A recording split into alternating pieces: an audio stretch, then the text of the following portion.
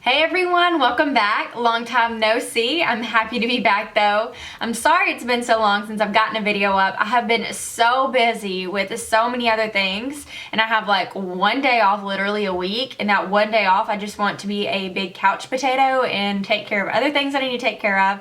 But today where I live, it is snowing and I have the day off, so I figured I would sit down and film this video.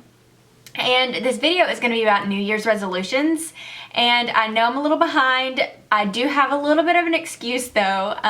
So I filmed this video like the very beginning of the month, like January, maybe like the 2nd or the 3rd. I filmed this video, and I went back and I looked at it a couple days later and I was like, what in the world? I did not like the video.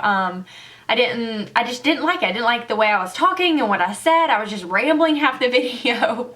So I decided to redo it. So here we are. I'm gonna give this another try. Hopefully this will be the one.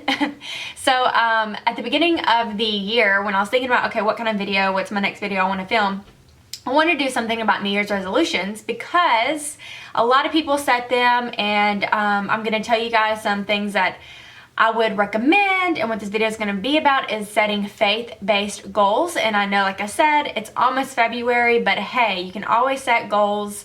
I set goals just about every week, and so never too late to make a goal. Hopefully this video will get you inspired, and maybe you'll either make goals or rearrange some goals that you may have written or redo some of your goals.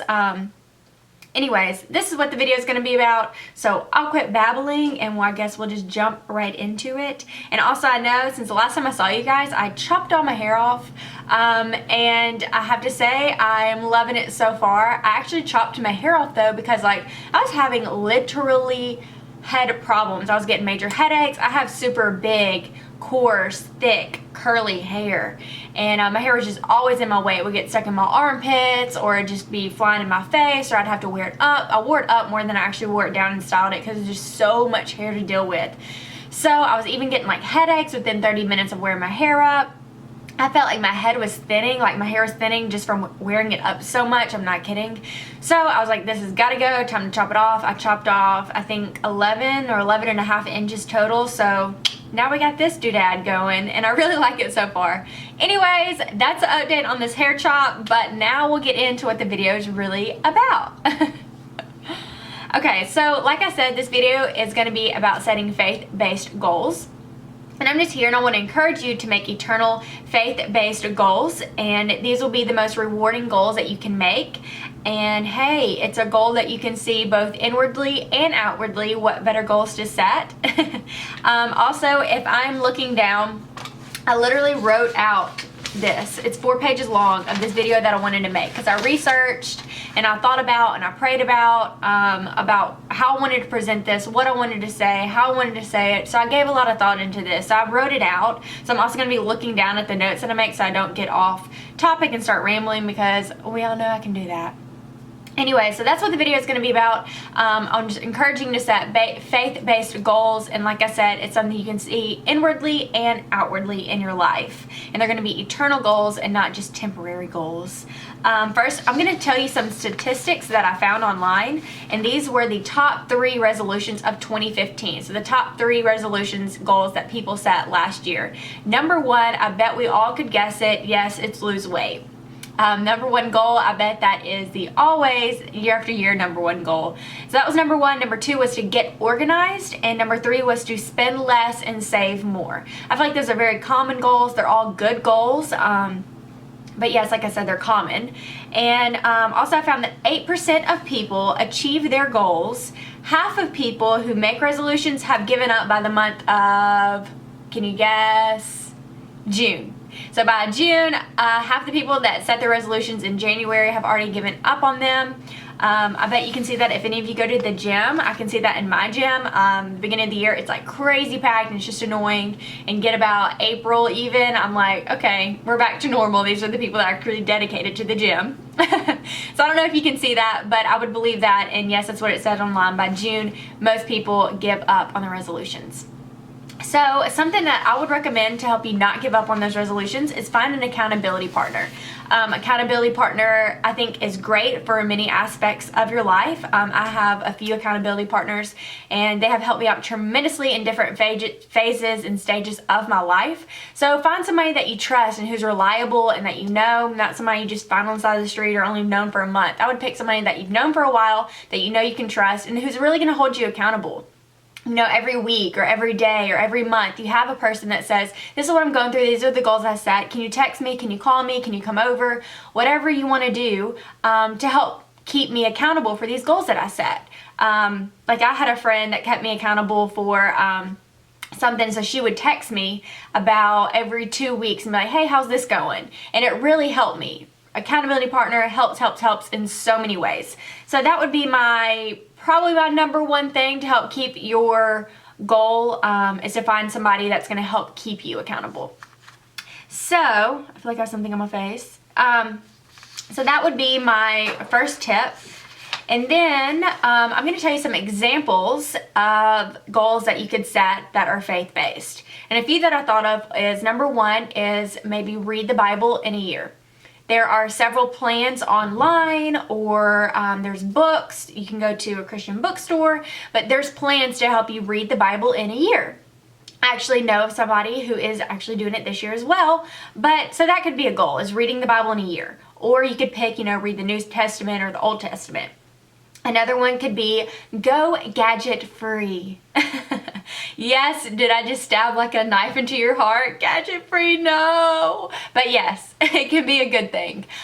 We can be so addicted and consumed with our phone because there's social media on there, there's games, there's texts, there's phone calls, our phones are life these days. Who can blame you? But anyways, so go gadget free though. You pick a day, say Sunday, great day to do it. And you just turn your phone off completely for that whole day. Yes, I know you have to make phone calls maybe, or you need to check on somebody or text somebody, and that's fine. But for the majority of the day, you don't open your apps, you don't open Facebook, you don't, get on YouTube, you don't do things. Or also you could go gadget free as using your computer. Maybe you get on your computer a lot and you do shopping online or something. But you go without your computer. You can even go without the TV. Instead of, being on your phone, instead of watching TV, instead of being on your computer and doing things electronically, maybe you sit there and read a book, or you read the Bible, or you sit down with a friend. You go have lunch with a friend. You do something besides sitting or on your, on your butt on the couch, or you're sitting on your phone, or whatever you're doing. So go gadget free. That can be a great thing. Another tip would be learn how to share the gospel. Or not tip, isn't a tip. Another goal that you could set. That's what I mean. Another goal you could set would be to learn how to share the gospel. A lot of people don't know how to share the gospel, surprisingly. A lot of Christians say, if I were to try to share the gospel with somebody, I have no idea how to do it, what to say. Learn, There's people I know how to share the gospel, and I know several other people that know how. So reach out to me, or reach out to a friend that knows how to share the gospel and has done it, and ask them, how can I share the gospel? And you set a goal maybe to share with one person a month or one person a week. Pray about it and figure out, what God is telling you on what goals to set and how to set those. Because that can be also a good tip, is to just pray about your goals. Before you set your goals, is to pray about them. Another thing that I did research on is I was looking up how to set goals, why you set goals, spiritual goals, that kind of thing. I don't know if you've ever heard of a guy named John Piper. He has many great podcasts. He's a great, great man that's very wise in the Lord. And I was researching a website that he has, and the link is going to be down below in the description box as well if you want to click on it and go to it. But it's called desiringgod.org, and he has an entire page and links and information on how to set goals, why we Christians should be setting goals, and it's really good. And a quote that he said down there, it said, how do you make resolutions? And the answer is by God's grace, through faith in God's power, and for his glory. So that's why we as Christians should be setting faith-based goals, for his glory, and we do that through his grace and through his power, which is great because we can't do it alone. So check out his website. He also has, he bases it off 2 Thessalonians chapter 1, verse 11 through 12, and he talks about that scripture, and he breaks it down about what God says about setting goals. So that link's going to be down below if you want to check that out as well. It's a really great link. And John Piper is just, like I said, a great guy. He has several podcasts. He's a pastor. He's just a really older, wise man. Let's see what else I'm going to talk about. Some reminders. Nope, I'm going to get there in a second. Okay, my tip. It's like I said, is one tip would be find an accountability partner. Another thing I said is to pray about it. Before you set your goals, spend time with the Lord. Just sit there and pray about it and think about, get some thought into your goals. Not just jot them down and think, okay, what are some easy goals I could do? Just think about your goals and what you want to set. Take small steps. I'm not saying when you sit down, write, 20 goals that you want to have. You can start off, like me, I set spiritual goals once a week. We set goals. My church and we sit down, and every week we have a GroupMe app. I don't know if you've ever heard of the app called GroupMe, but we have that. We set our goals in there, and that helps because we're all accountability partners together. So take small steps. Set like two or three goals a week, or you can set goals for the year, or set goals for the month, and say, okay, January I'm going to have these 2 goals, February I'm going to have these 2 goals, and break it down that way. Another thing is you will fail, and don't give up. We all fail, or you don't come to your goal, or you don't do what you say or what you want to do, or you get to it and you chicken out. That's common. It's going to happen. Don't give up.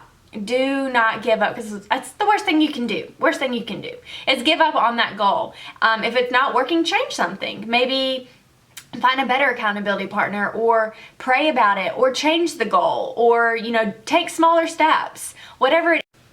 Okay, well, my camera died in the last video, or while I was filming, and so now I'm back. Had to go charge my camera and wait, and now I'm back to proceed more from this video. So anyways, I was talking about how you're gonna fail. So you're gonna fail, like I said, just don't give up on those goals. Just keep going at it, and don't give up like 8% of people do, and follow through past June at least. So those are some of my tips that I would suggest to you guys for setting goals and how to accomplish and help you accomplish those goals. Last thing that I wanted to touch on, while I was making this, I was thinking about it and praying about it, and like I said, as I previously made this video, and that morning, the day that I filmed it, I was reading that morning, and I was in 1 Corinthians. In a verse, something just really stuck out to me that morning. So I just wanted to share it with you guys. How, especially with girls, and the number one, like I said, goal for 2014 was to lose weight. That's a very common goal, and I feel like that can be a very common goal for girls as well, women. And because we just constantly are bombarded with this way that we need to look and appear. And I just wanted to give you guys some advice. While I was reading, it stuck out to me, and it came from, I'm going to read it to you guys. It's 1 Corinthians chapter 6, verse 19 and 20. And it says this,